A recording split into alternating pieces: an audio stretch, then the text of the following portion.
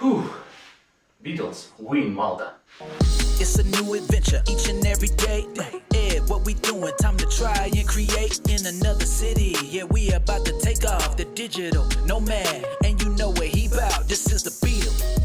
Hey, the Beetle channel. It's the Beetle. Yeah, the Beetle channel. Let's go. Hi guys, it's me Ed, and this is the new episode from Malta. Hey there, bro. I am Italian. Take a photo. Aspetta, one moment.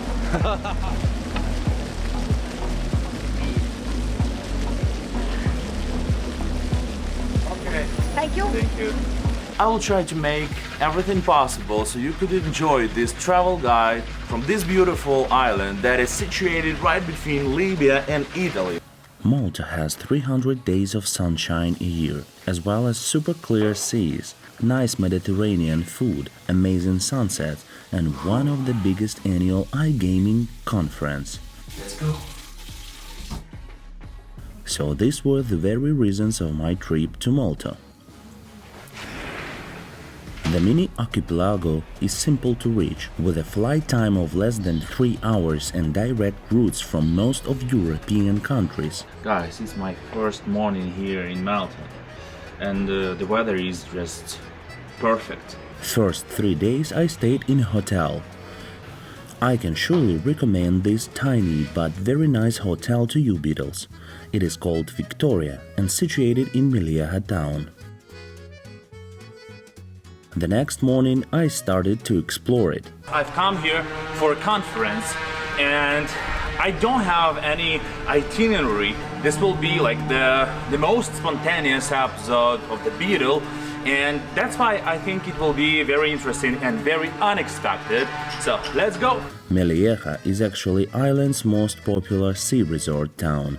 Located on top of a hill, it's a great place to stay at when you're visiting the northern part of the island. It's better to stay there for 2-3 nights to explore the region. Top destinations here are Mdina, Mellieha Bay, the Red Tower, Comino and Gozo Islands. Traveling around Malta is easy too. It's not much more than an hour's drive to anywhere on main island. Interesting fact number 1 about Malta, it's very mountainous, so get yourself very comfy shoes and prepare yourself for the wild kingdom.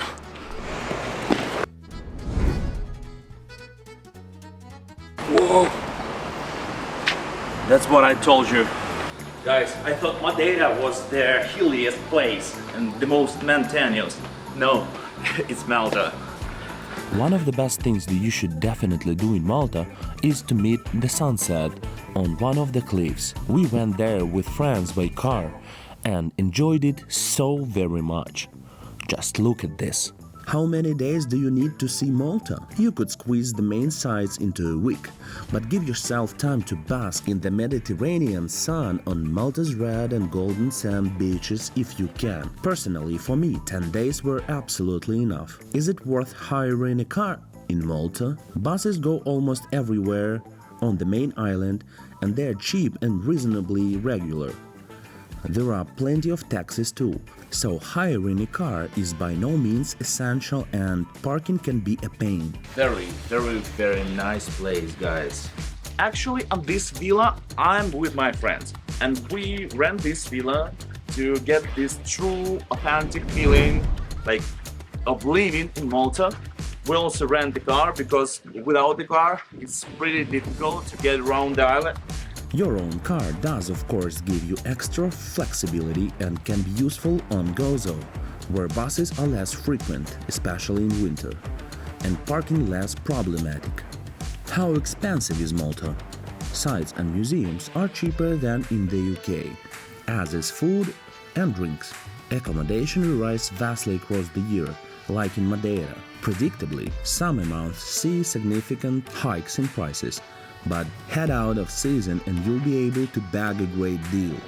So guys, this is the very center of Valletta, the capital of Malta, and this is the very famous fountain here. And right in front of me there is the main street of Valletta, and we're heading that way. The next mission of mine after exploring Mellieha was the capital of Malta, Valletta. So I got an Uber for 35 euros and went across all the island to that lovely city. It's all about beautiful architecture, historical museums and amazing views over the sea and neighbor cities. Valletta is the perfect base for a sightseeing trip, and everything inside its impressive bastion walls is within easy walking distance. Everything is so sandy and monumental and so yellow and minimalistic. Actually guys, this main street is mostly about cafes and bars and restaurants and like stores. Make your way to the city gate, originally a drawbridge, to find the nation's main bus station and taxi stand, where you can be whisked off to almost every corner of the island. Here are the best places to visit in Valletta. The St. John's Cathedral might not look very interesting from the outside, but wait until you see what's inside. It's full of gold and magnificent paintings from Caravaggio. Actually guys, I like this street very much because somewhere there on the horizon I see a blue water. Republic Street and Merchant Street are the main commercial streets in Valletta, with numerous stores and restaurants. Here you can find the Manuel Theatre, one of the oldest in Europe, the Fort St. Elmo, also housing the National War Museum. At the National Museum of Fine Arts, you will have a collection of objects, sculptures and paintings which belong to the Order of Malta. Guys, do you find something similar to Portuguese? Like this kiosk in Lisbon and in Madeira, there are pretty much the same kiosks and there are a lot of them there. But here it's like the first one that I've met. Interesting. And this is, guys, the Court of Justice. Very monumental building with a Maltese flag on its top. If you hear the sirens, guys, it's like the traditional siren that starts at 12, and this building is Biblioteca. In Ukrainian, it also sounds like Biblioteca, but in English it's library. So this is the main library of Malta. Malta is a member of the United Nations Security Council for 2023-2024. But I want to tell you one important thing. I see the impacts of the Eastern culture and the European. I see like some impacts even from England. I see a lot of impacts of Italy and from Libya. And it's like a very nice and very interesting mixture of different cultures. Actually, guys, what I like here in Malta the most is the shoreline. It's very like torn and very interesting. It seems like it consists from lots of different natural pools, and the water is so blue.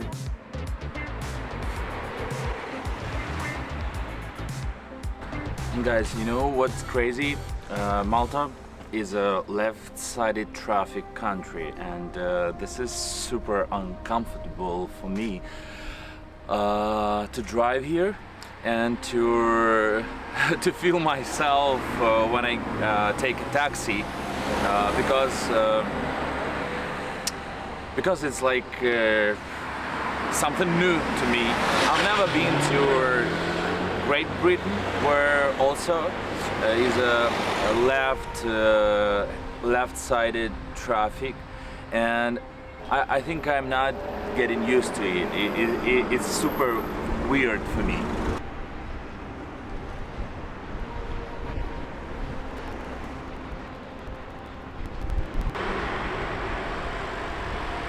Guys, it's so hot here, even despite of the fact that it's middle of November, and it's like for me actually I think the best period to come and visit Malta, because in this period there are not so many tourists here, and this is like a golden season, you know, not high season, not hot season, but the golden one, when you should come and in your own pace explore this beautiful island.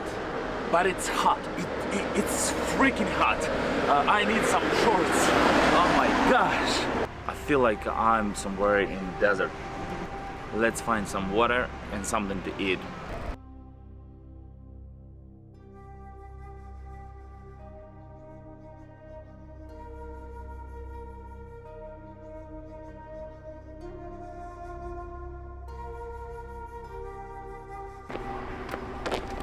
Nice square.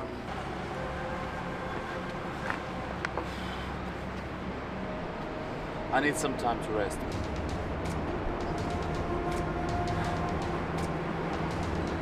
I walked over 10 miles today already, and it's not the end. Let's keep it up.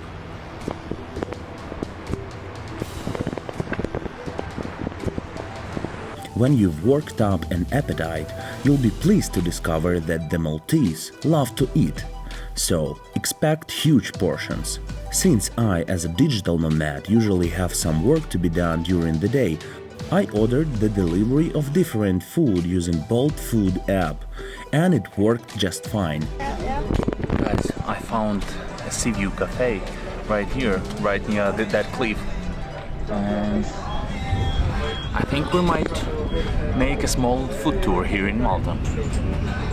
Probably the Maltese cuisine has the impacts from the Eastern cuisine and the Mediterranean one, but we'll see.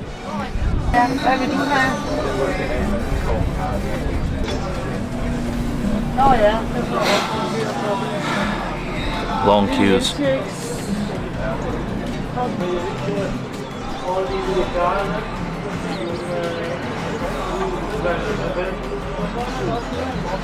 I've been waiting for like 20 minutes and the queue doesn't seem to get shorter. So let's find another spot. Guys, I finally found a place where I can eat and drink, and you know what?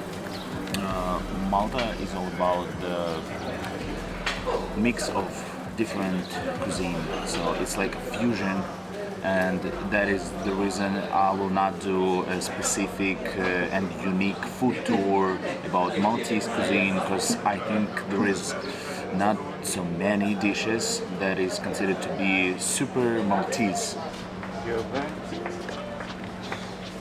This bread is so yellow. Why is it yellow? Because so guys, I've ordered rabbit. This is rabbit. Moreover, the man said that it's like a melting recipe. Interesting. But let's start from potatoes.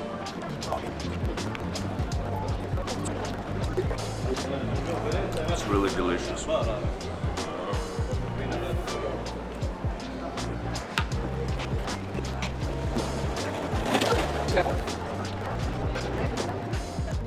Malta's bath-warm, wild-rich waters are popular with divers, and the islands offer plenty of spots for keen beginners.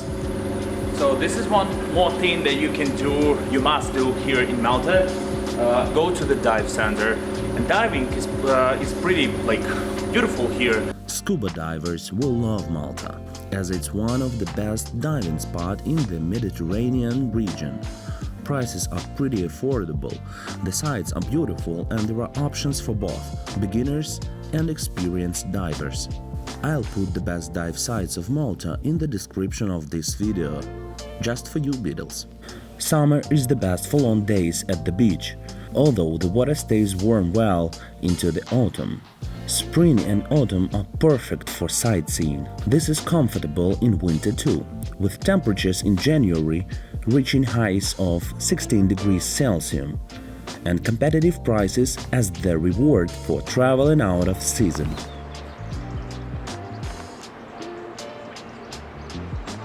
gorgeous, isn't it?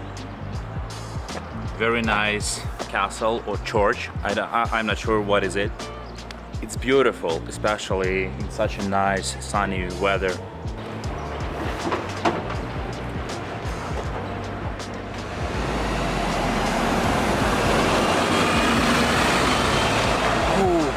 What I can tell you about the architecture here, all the buildings are pretty much the same. They have sandy yellow color.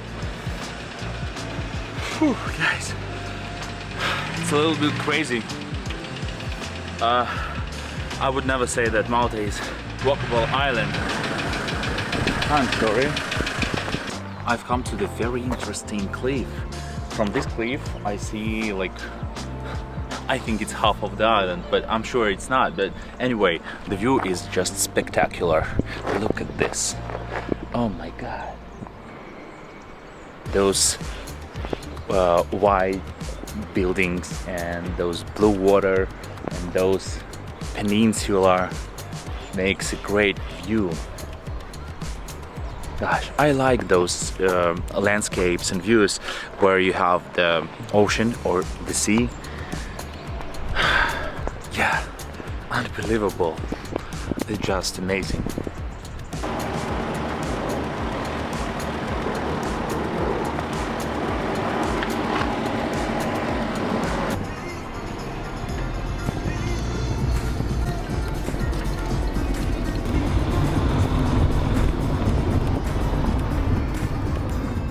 Oh my god!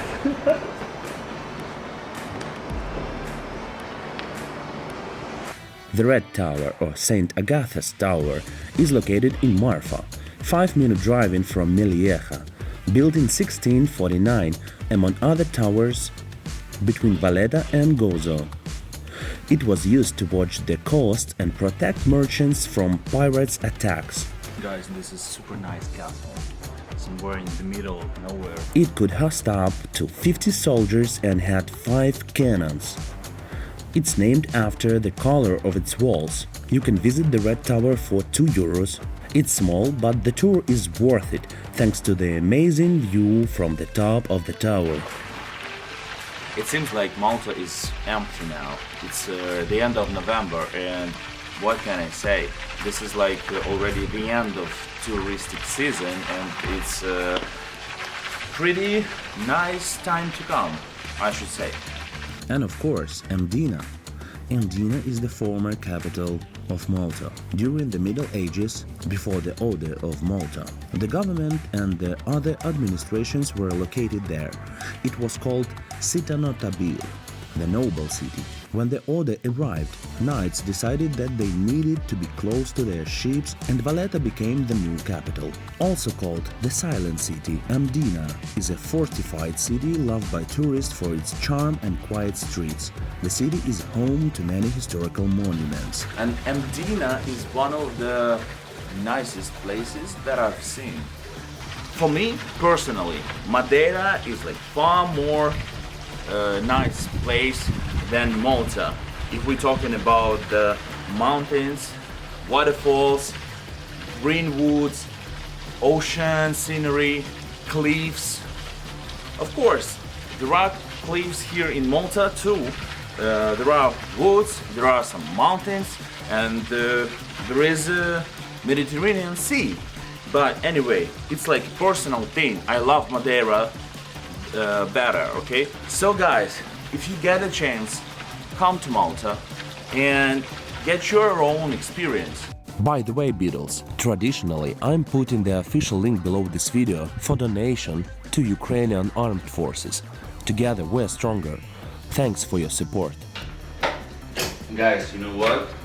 Be aware of whether you have a soccer adapter here or not, because I came here with my just this standard of soccers, and I need this, and the woman on the reception gave it to me, so now I'm happy. But when yesterday I came in, I was shocked a bit, because I got a lot of devices to charge: the drone, telephone, the laptop, the headphones, camera, another drone, power bank, and I didn't have the socket adapter. It's like this here in Malta, this kind of standard. So be aware you have this thing here in Malta if you're gonna visit it, because this is extremely important, especially if you're a traveler like me with a lot of devices. But now I got a call with my team. So, see you. Okay guys, this is it.